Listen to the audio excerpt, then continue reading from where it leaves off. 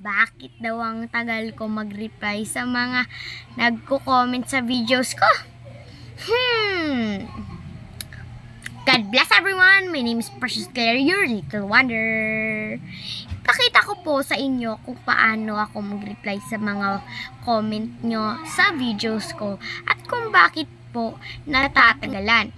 Ganito po kasi yun. Ayan na nga itong ginagawa ko. First, tumanap tayo ng video. Ayan. Yan. Ito, kay Cristeta. Ayan.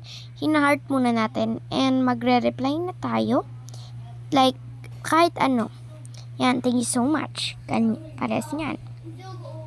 And, ano na natin, i-click natin siya. And, bago ko magko-comment, pinanood ko ng buo. Ayan.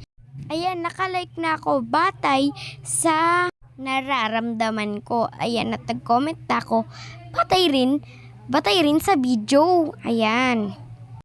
Lagyan ng mga face expression o kaya ang heart.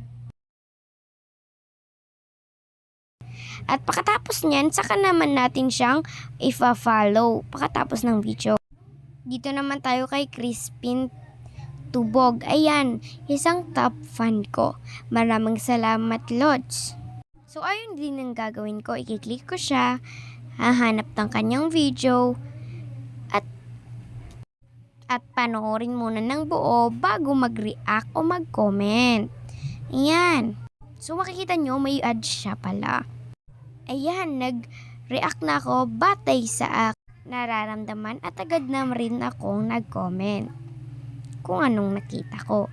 Ganon din ang ginagawa ko sa mga nagko-comment pa na iba sa mga videos ko. Repeat and repeat lang. Kung nagustuhan mo ang video na ito, ibahagi mo naman po sa iba.